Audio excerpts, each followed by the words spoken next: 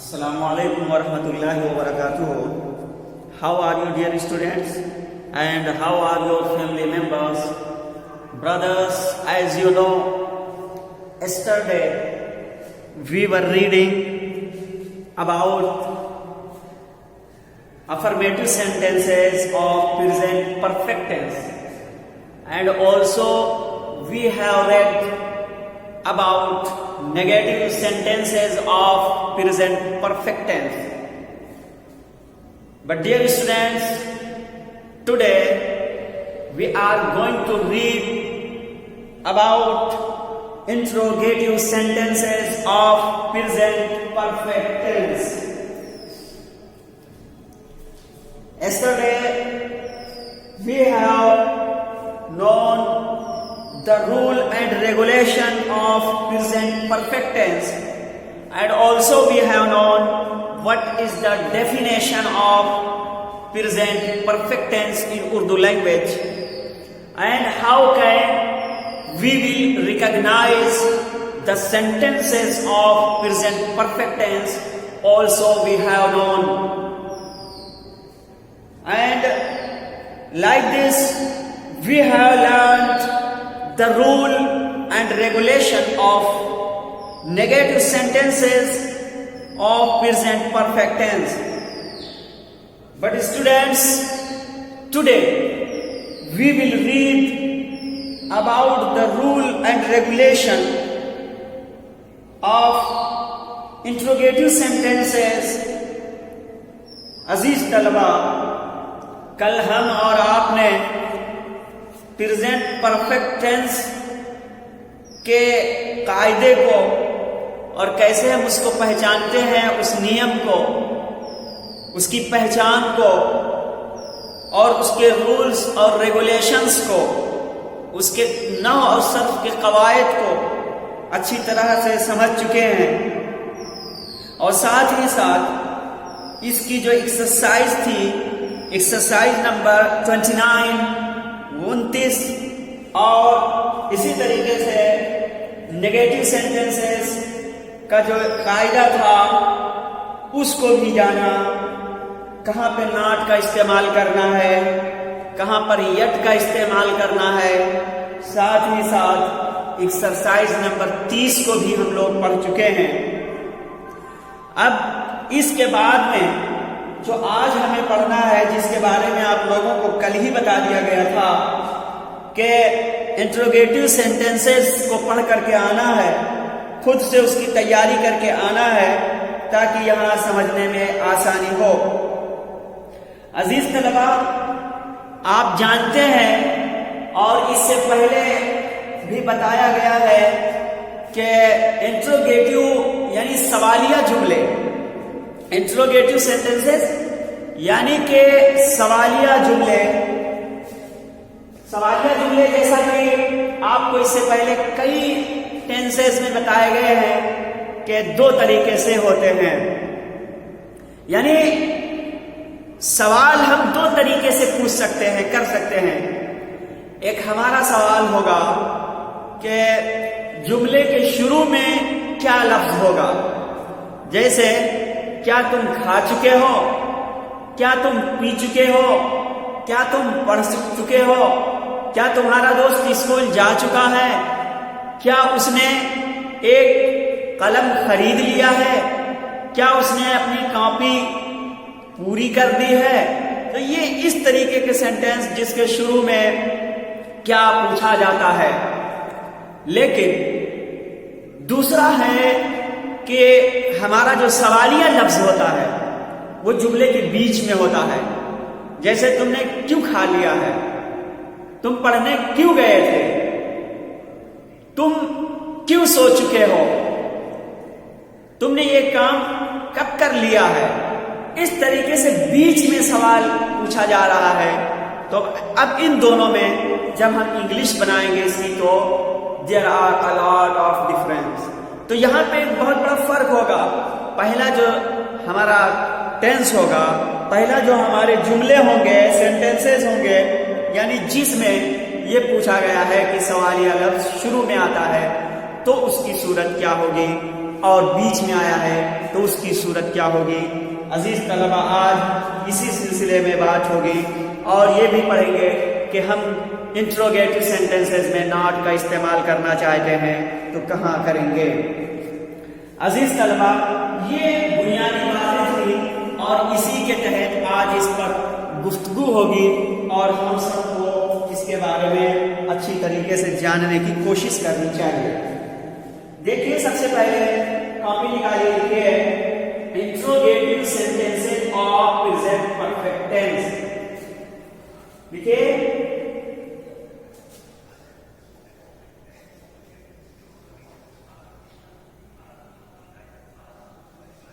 Interrogative sentences of present perfect tense।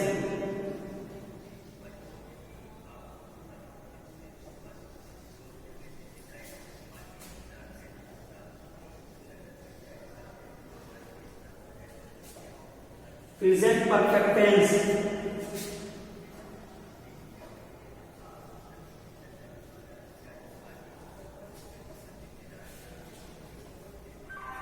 Interrogative sentences of present perfect tense. Urdu में क्या कहेंगे, ज़माने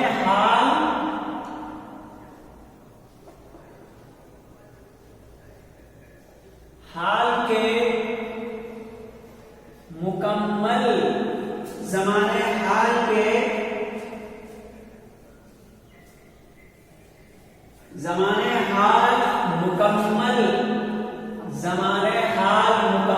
के सवालिया जुमले।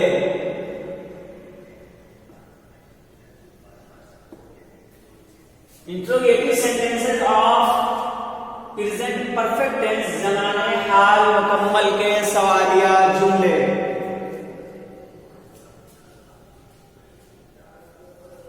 अब कायदा नंबर एक है, अगर सवालिया जुमला लफ्ज क्या से शुरू होता है। क्या है? कायदा नंबर 1 है कि अगर सवालिया जुमला लफ्ज क्या से शुरू होता है तो क्या का तर्जुमा नहीं करते, बल्कि सब्जेक्ट के मुताबिक सब्जेक्ट से पहले हैज या हैव का इस्तेमाल करते हैं और बकिया जुमला पहले जैसा ही रहता है। कायदा नंबर 1 क्या है, गौर से सुनिए। अगर सवालिया जुमला लफ्ज़े क्या से शुरू होता है, जैसा कि अभी इससे पहले मैंने तमहीदी बात में बताई थी कि अगर सवालिया जुमला लफ्ज़े क्या से शुरू होता है तो क्या का तर्जुमा नहीं करते, बल्कि सब्जेक्ट के मुताबिक सब्जेक्ट से पहले हैज या हैव का इस्तेमाल करते हैं और बकिया जुमला पहले जैसा ही रहता है। यानी पहले जो आपको कायदा बताया गया है उसी की तरह रहेगा। तो आइए, ये जो कायदा आपने पढ़ा है, इसका जो नियम है, रूल है, इसको शॉर्टकट में लिखते हैं, नियम रूल। तो आप सबसे पहले क्या लिखेंगे, हैज। सबसे पहले क्या लिखेंगे, has, have plus subject plus verb की थर्ड फॉर्म, वर्ब की थर्ड फॉर्म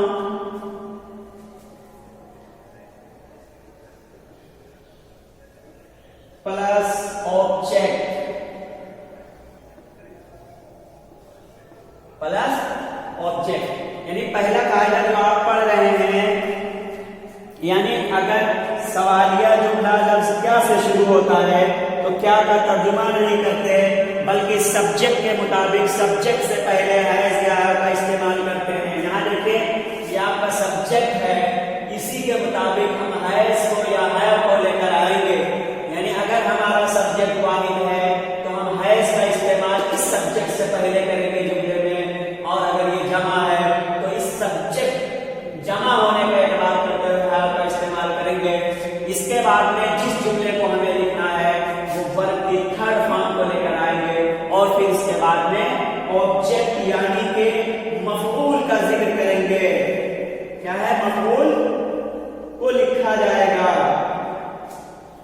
मिसाल देखिए, जैसे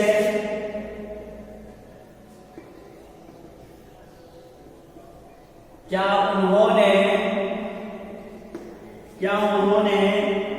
तुम्हें 2 केले दिए हैं?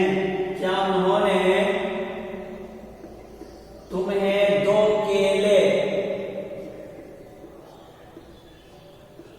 दिए हैं?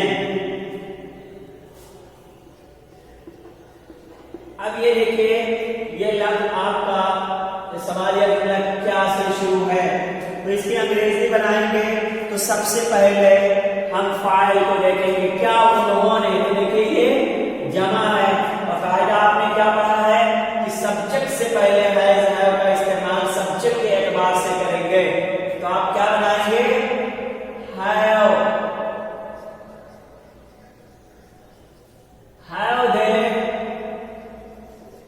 Have they.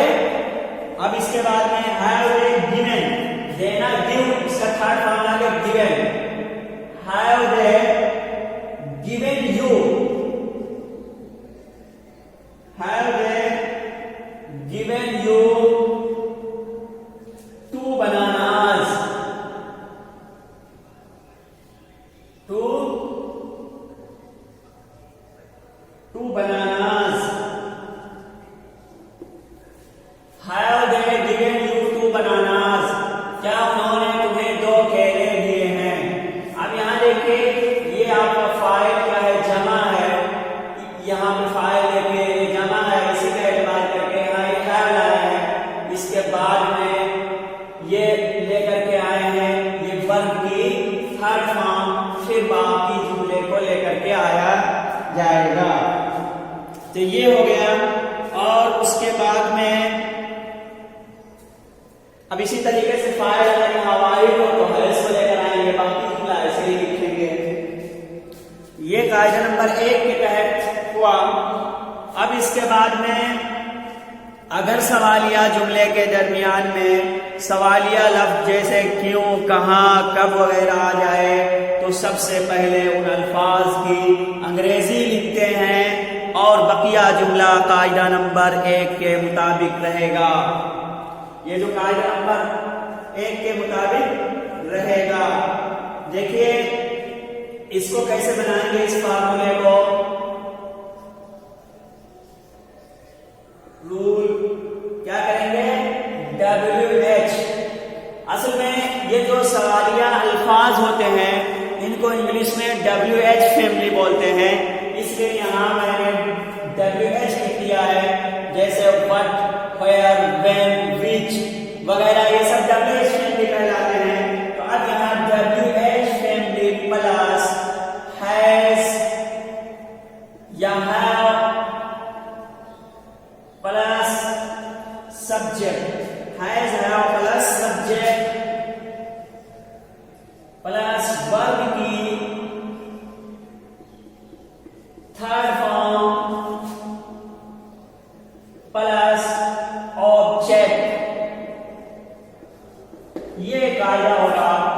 कायदा नंबर 2 जो आप पढ़ रहे हैं, सवालिया जुमले के दरमियान में सवालिया लफ्ज जैसे क्यों, कहां, कब वगैरह आ जाए तो सबसे पहले उन अल्फाज की अंग्रेजी लिखते हैं और बकिया जुमला कायदा नंबर 1 के मुताबिक रहेगा। WH फैमिली, फिर हैज, हैव, यहाँ यानी ये सब्जेक्ट है। पहले जो सवालिया लफ्ज जुमले के बीच में होगा तो उसकी अंग्रेजी एग्जेक्ट वर्ड में लेकर आएंगे शुरू में, उसके बाद में सब्जेक्ट को देखेंगे। सब्जेक्ट अगर वाहिद है तो हैज लाएंगे, और अगर जमा है तो हैव लाएंगे, फिर वर्ब की थर्ड फॉर्म लाएंगे, फिर ऑब्जेक्ट वगैरह लेकर के आएंगे। ये जो कायदा नंबर 2 आप पढ़ रहे हैं इसकी ये दूसरी तरतीब है। जैसे मिसाल के तौर पर चपरासी कहाँ गया है, जैसे चपरासी कहाँ गया है। अब यहां देखिए ये कहां सवालिया लफ्ज बीच में है। कायदा यही आपने पढ़ा है कि चपरासी कहाँ गया है, तो where has the pigeon gone, where has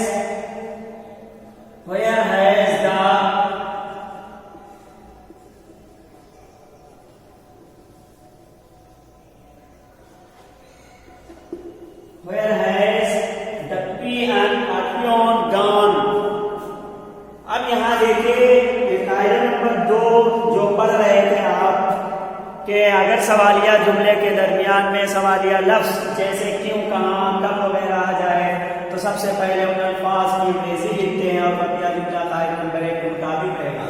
यहाँ देखिए चपरासी कहाँ गया है, तो इस जुमले में सवालिया लफ्ज बीच में आया है, तो अब इसकी अंग्रेजी पहले लिखेंगे, कहाँ की हैर आती है तो हैर लिखे हैं, उसके बाद में फाइल के हिसाब से है इसका है लाएंगे, तो ये देखिए आपका फाइल है, वाहिद है, इसलिए यहाँ हैज आया है, फिर यहाँ पे फाइल लेकर आए हैं, फिर वर्ब की थर्ड फॉर्म, क्योंकि मफूल का यहाँ जिक्र नहीं है इसलिए इसको जिक्र नहीं किया, अगर मफूल होता तो उसको और आगे जुमले में बढ़ा देते यहाँ पे, इसलिए ये कायदा नंबर 2 की बात हुई।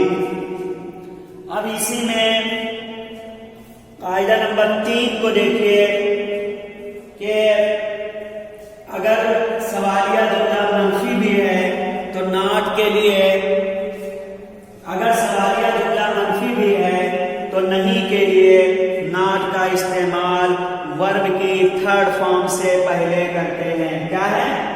वर्ब की थर्ड फॉर्म से पहले करते हैं। आप देखिए इसका रूल देखिए, क्या हैज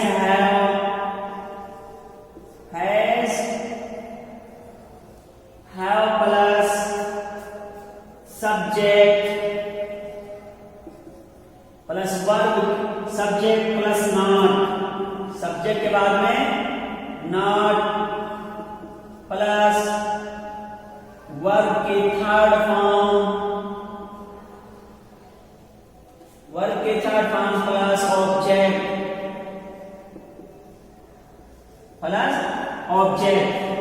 ये देखिए हैज है और फिर सब्जेक्ट रहेगा, फिर नॉट कह रहे हैं सब्जेक्ट और वर्ब के बीच में नॉट का इस्तेमाल किया जाएगा। ये कायदा नंबर 3 के तहत ये बात इसमें बता रहे हैं। अब इसके बाद में ये देखिए मिसाल लिख लीजिए, वो दिल्ली क्यों नहीं गए हैं, जैसे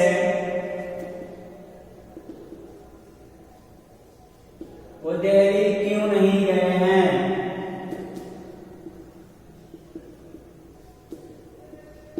वो दिल्ली क्यों नहीं गए हैं, तो why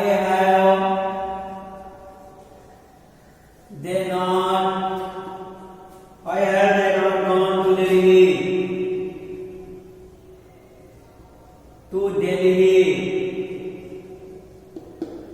ठीक है, वो दिल्ली क्यों नहीं गए हैं, why have they not gone to Delhi?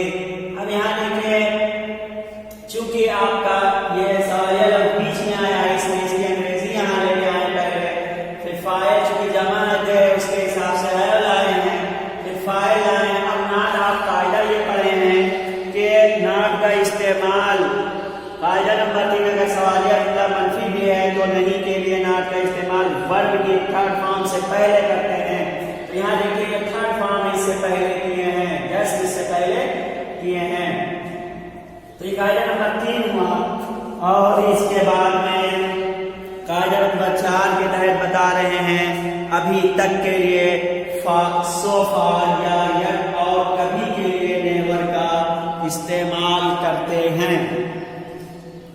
अभी तक के लिए सो फार या यट और कभी के लिए नेवर का भी इस्तेमाल करते हैं। जैसे तुमने अब तक कितने सवाल कर लिए हैं, तुमने अब तक कितने सवाल कर लिए हैं, तो how many questions have you done yet, yet आखिर में लगाएंगे। तो अजीज तलबा, ये कायदा था इंट्रोगेटिव का, इंट्रोगेटिव सेंटेंसेस का। आप लोग इसकी एक्सरसाइज बना करके लेकर आएंगे। एक्सरसाइज नंबर 31 है, इसको इंशाल्लाह अगली वीडियो में चेक किया जाएगा। आज के लिए बस इतना ही, फिर मिलेंगे आप लोगों को अगली वीडियो में। अस्सलामु अलैकुम व रहमतुल्लाहि व बरकातुहू।